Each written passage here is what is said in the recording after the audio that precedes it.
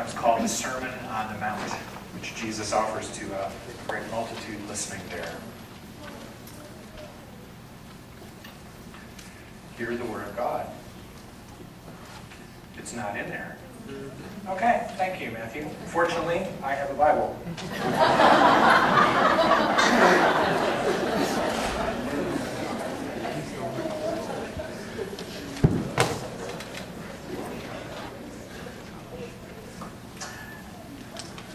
These words are often called the Beatitudes.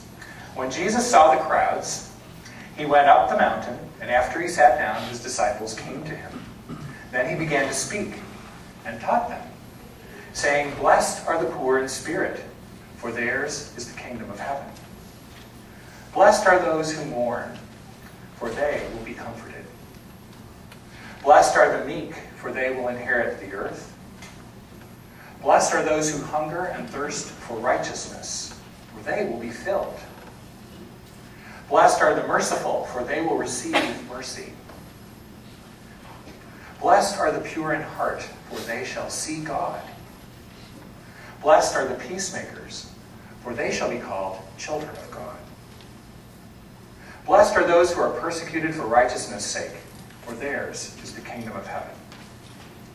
And blessed are you when people revile you and persecute you, and utter all kinds of evil against you falsely on my account. Rejoice and be glad, for your reward is great in heaven, for in the same way they persecuted the prophets who were before you." The word of the Lord. Thanks be to God. Now Eileen will introduce our speakers this morning.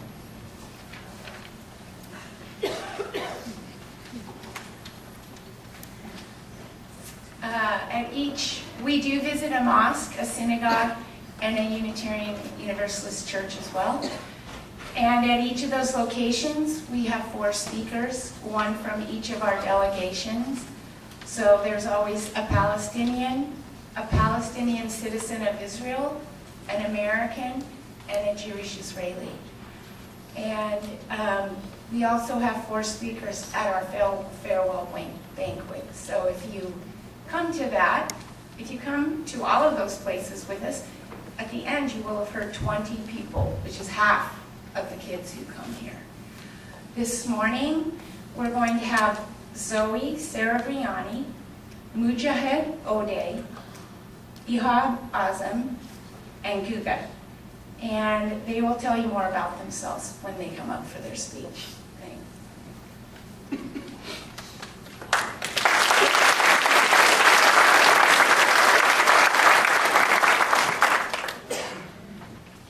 Hello and good morning, everyone. My name is Zoey Serebriany, and I'm one of the American XLs in Hands of Peace. I'm 17 years old, and I'm a Unitarian Universalist who attends the Palomar UU Fellowship in Vista. Over the past 3 years, my family has hosted 2 Orthodox Jewish Israelis, a Palestinian, and this year we have the privilege of hosting a Palestinian citizen of Israel named Yasmin, and who we feel deeply connected to already. I would like to thank Christ-pres.church for hosting us this morning. I feel deeply blessed to be a part of Hands of Peace. Through dialogue and trust-building activities, the Hands of Peace program has taught me so much about the Palestinian-Israeli conflict, my country's role in it, compassion, trust, empathy, and myself. I started this program last year, concerned about my lack of knowledge on the conflict, and thus did not have the confidence to speak up often during the first dialogue sessions. Slowly, I started asking more questions and eventually voiced my opinion. I was not comfortable in the beginning sharing my thoughts because I feared I was either going to offend someone or say something wrong or inappropriate. It was not until I completely trusted everyone that I was able to get to the point where I could share whatever I was thinking. That moment came during a dialogue session full of personal stories. Before we shared our stories, the incredible skilled facilitators pointed out something that really struck me. They said they noticed that because we were such good friends, we had been holding back during dialogue in an attempt to spare one another's feelings. We all agreed this was true and said we didn't want to offend anyone, but we did want to have a deeper, more honest discussion. We sat with this realization for a while and then opened up more than we had during the whole program. Not only did I empathize and feel so much compassion and heartache for everyone who shared, but I ended up trusting them so much that I was able to share a painful story of my own. This experience opened my heart and mind in ways I could have never imagined possible. I realized in that moment that I trusted everyone so completely that I was willing to be vulnerable and share my deepest thoughts and emotions, knowing that I would be loved unconditionally. I can absolutely say that I have never felt closer to a group of people in my entire life. Feeling this connection and this connected has been powerful, transformative, and truly life-changing. When we went from being good friends to being best friends, I realized that I was able to access and share parts of myself that I had never been able to express before outside my family. Feeling this level of trust has allowed me to express my authentic self and has changed the way I look at everything and the possibilities in my life. I value cultivating deep and meaningful connections even more than I did before because it fuels my hope and belief in myself and in the world. Through honest dialogue and cultivating lifelong friendships, I have gained a new understanding of the importance of trust, compassion, empathy, and love in relationship to understanding, accepting, and acknowledging someone else's beliefs and opinions. This has shown me that when you truly love someone and understand where they're coming from, you can no longer deny their humanity, regardless of their political views, religion, where they live, or how they define themselves. This journey has been so transformative and impactful that I am a different person than when it began. I started out hoping in peace, hoping that peace was possible, but now more than ever, I truly believe peace is possible. I witnessed people who understood each other as the enemy learn to love one another by simply getting to know who they really are. And in this process, we all learn so much more about who we really are. Human beings who all share the same goals of peace, love, and happiness. Hands of Peace has and continues to impact my life for the better. This experience has changed the trajectory of my life and has inspired me to pursue a degree in the psychology and neuroscience of peacemaking. This summer, I attended a national student leadership conference at American University focused on psychology and neuroscience. It was a phenomenal experience and reinforced my commitment to being a youth leader for peace. I also met an amazing peacemaker, Azzam, during the Hands of Peace program last summer. I was so inspired by his ability to forgive and his commitment to restorative justice that I asked to intern with him. I had an incredible experience interning with his organization, the Tariq Khamisa Foundation, and I'm thrilled to be continuing this internship for my senior year. I am so deeply grateful to be a part of the Hands of Peace program. This program makes an incredible difference not only in the individual lives of the participants from Israel, Palestine, and the United States, but in the world by cultivating youth leaders for peace who will be the change they wish to see in the world. Thank you.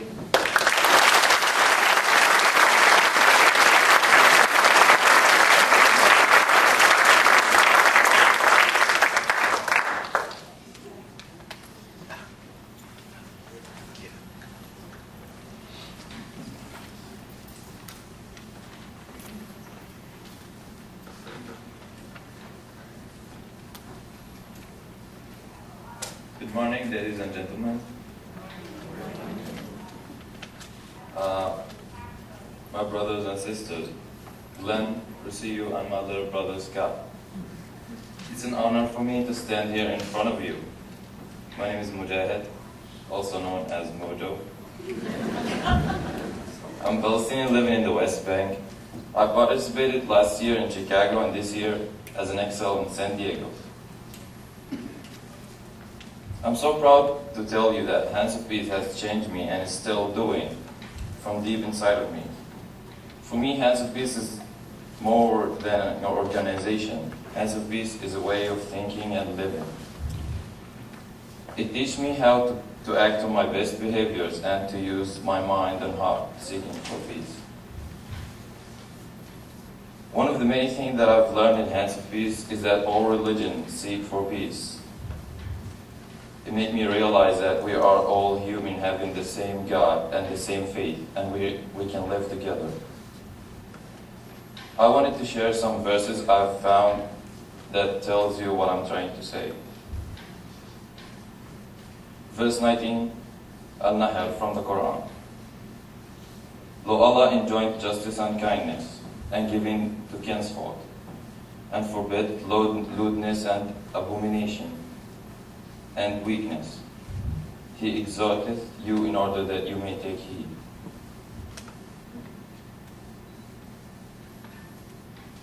John 16:33, the Bible.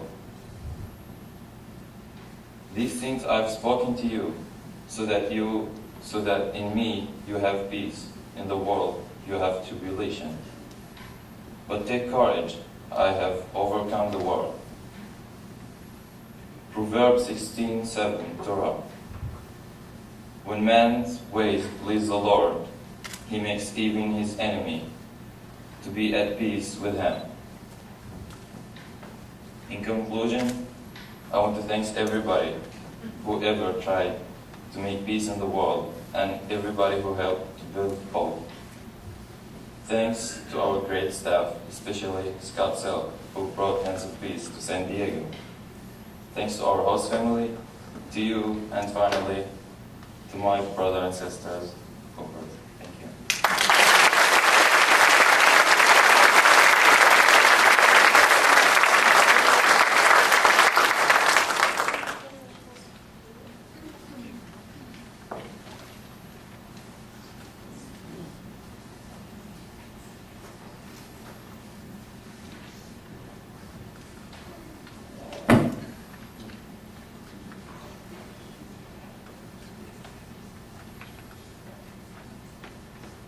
Almost forgot the password.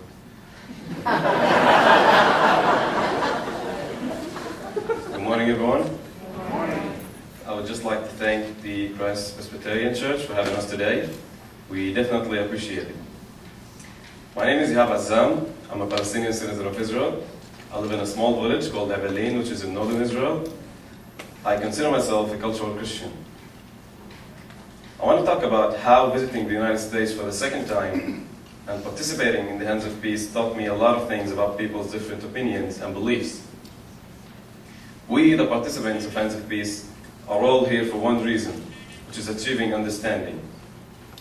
Dialogue has given me an opportunity to hear other ideas and perspectives, like that the conflict affects each one of us in a different way, and each one of us suffers. The conflict affects our decisions, the way we live, everything we do. If we look back on all our decisions in life, we will see how the conflict is kind of controlling us and making us take a dangerous path we don't want to take. Dialogues has also given me the opportunity to share my stories like that. Sometimes I feel more foreign in my own country than I do here in the United States. Random checks in the airport have gotten awfully common for me. Dialogues have actually made me see that the conflict can affect everyone in a direct or an indirect way. It can affect you, it can make you look back sometimes and see that I should have just did something else, but why?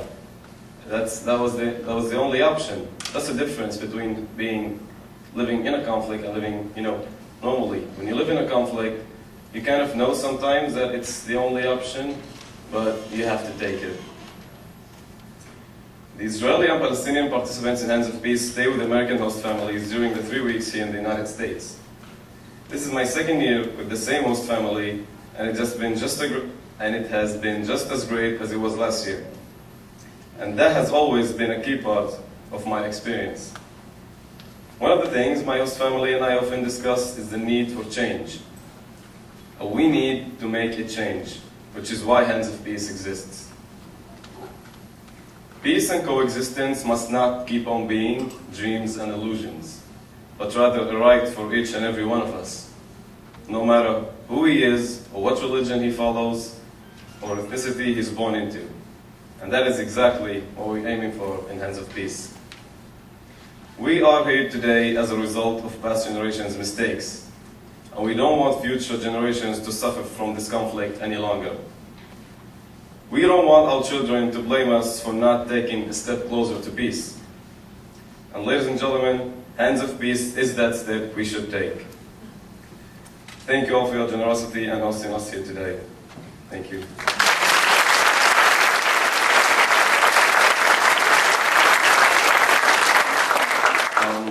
I just want to say something of the speech.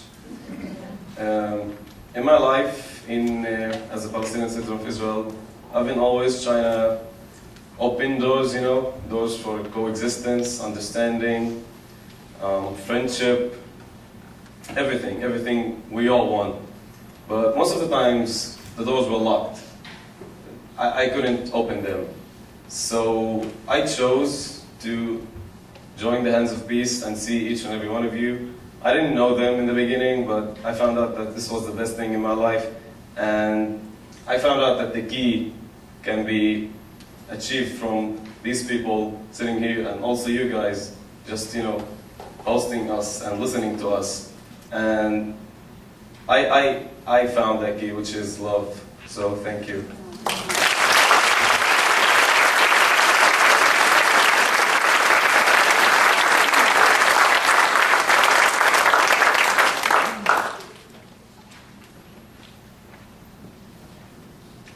Hello everybody, my name is Guga, and I'm a Jewish citizen of Israel. Well, that's how I started my speech last year. But today, I would like to define myself differently. I would like to define myself as a citizen of the world. You're probably asking yourself what that means. Well, I am too. But because none of us know, I guess I could define it. I would say that it is someone that sees in all people, no matter where they are from, as humans. In the past year, since I have been to the summer program, I thought a lot about what citizenship means. In Israel, in the 11th grade, which is the grade I am in, you are called to start your recruiting process to the army. In Israel, a good citizen is supposed to serve a significant role in the army. However, after the 3 weeks in Hands of Peace last year, I wasn't sure anymore what I thought about the army. I wasn't sure if I was proud to go or ashamed. I wasn't sure if I wanted to play a big part in the army or a small role. Throughout this year, my inner conflict just grew deeper and deeper. I got called to so many tests to see where I fit in the army.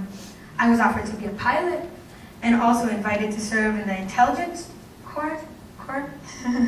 I was called to the best units in the army. In each test, I wanted to be the best. I wanted to stand out. I wanted to get accepted.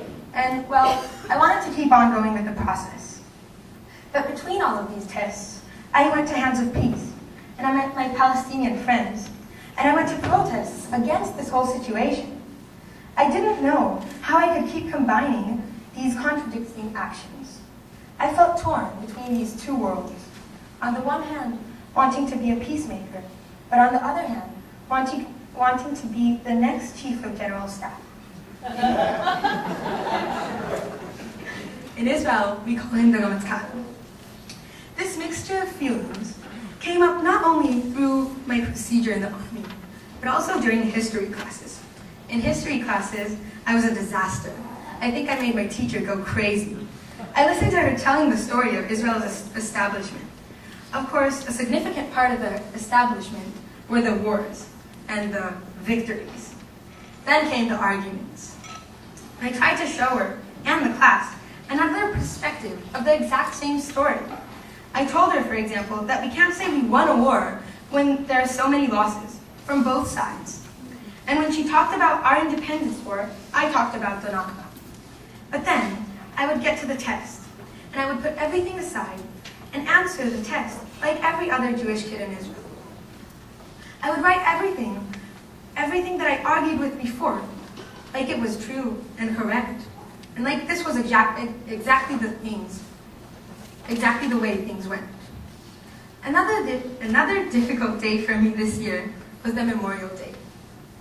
Each year in Israel, we have one day in which we remember all of the soldiers that were killed in duty since Israel was founded.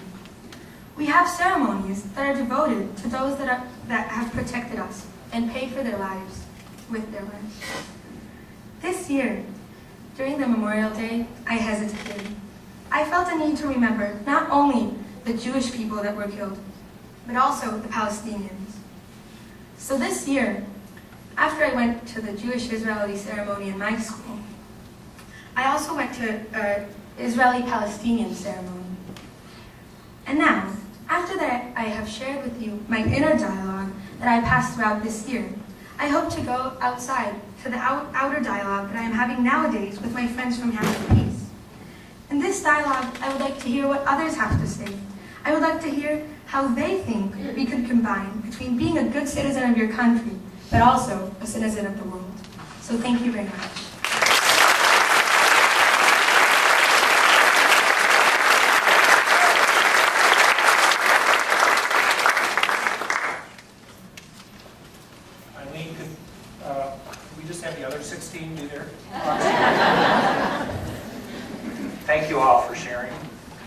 wish I could hear all the others, and I will hear a few more of them, I know.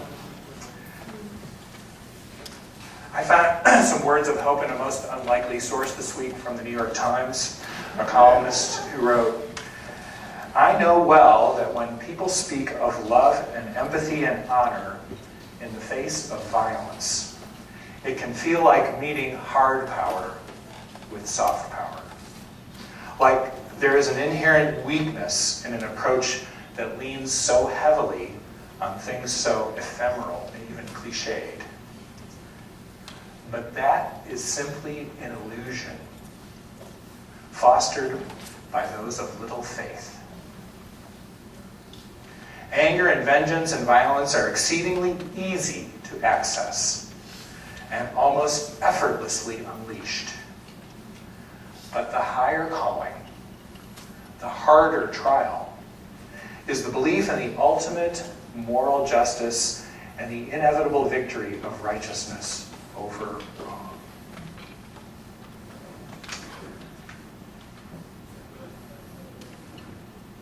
You know, it takes courage. It takes courage to believe that love wins in the end, in the face of so much evidence to the contrary. So I want to commend all of you purple people today for being people of courage.